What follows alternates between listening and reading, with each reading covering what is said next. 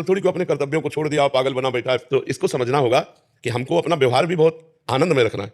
वो मिल के व्यक्ति तुमसे जाए तो उसको लगे यार किसी से मिला हूं, तो ये भगवान की भक्ति का है कि ऐसे व्यक्ति जो भगवान का भजन करते हैं उनसे बात करने पर भी आनंद आता है।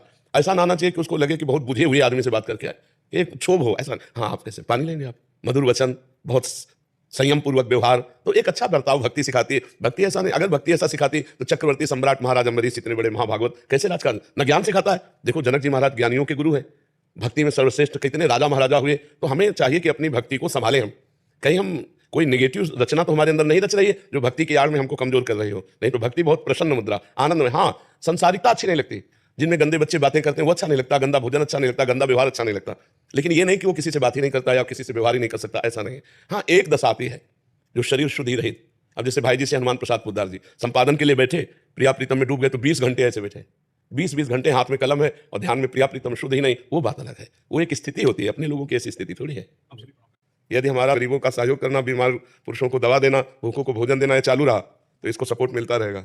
अगर शराब पीना, मदिरा के साथ मांस खाना, व्यभिचार करना, तो ये चांदनी है, अंधेरी रात भी होती है। तो हमको ये सावधान रहना है कि सुख के समय में हमको इतना अपना पुण्य कमा लेना है कि दुख का समय देखना ही ना पड़े। और जो मूढ़ होता है, अज्ञानी होता है, वो सुख के समय का भोग कर लेता है, मनमानी आचरण, मनमानी पार्टीबाजी, और इसके बाद धन का दुरुपयोग करके, पुण्य का नाश करके वो फिर वहीं पहुंच जाता है जहां से भगवान ने उसे उठाया था, वो फिर गिर जाता है। इसलिए आप सबसे प्रार्थना है, अपने समय का सदुपयोग कीजिए, अपने धन का सदुपयोग कीजिए, और अपने जो सम्मान है उसकी रक्षा के लिए हमको दूसरों को सम्मान देना सीखना चाहिए। अगर आप हमारी बात को समझ पाए कि जो अर्थ आता है उस अर्थ में से कुछ हिस्सा जबरदस्ती निकालकर किसी ऐसे अस्पताल में जहां गरीबों को दवा दी जाती हो, किसी ऐसे भोजनालय में जहां गरीबों को भोजन दिया जाता हो, कुछ ऐसे पशु सेवा वालों में जहां असमर्थ पशुओं की चिकित्सा और भोजन दिया जाता हो, वहां जरूर सहयोग कीजिए, क्योंकि उससे आपका पुण्य आपको सपोर्ट देगा। और अगर आप उसे अपनी शोबाजी में ही केवल खर्चा कर दिए तो आपका पुण्य क्षीण हो रहा है। उसी पुण्य बल से, आप कोई तपस्या थोड़ी की है, ये पुण्य बल से मिला है, तो पुण्य बल हमारा और बढ़ना चाहिए। अगर पुण्य बल बढ़ेगा तो ये सपोर्ट बढ़ता चला जाएगा, अर्थ का, व्यवहार का, समाज का। जैसे कोई पुण्य है पूर्व का, पुण्य पुंज बिन मिले ही ना संता, वो पूर्व का पुण्य जो है वो ये प्यार दिला रहा है, तो उसे और बड़ा करो।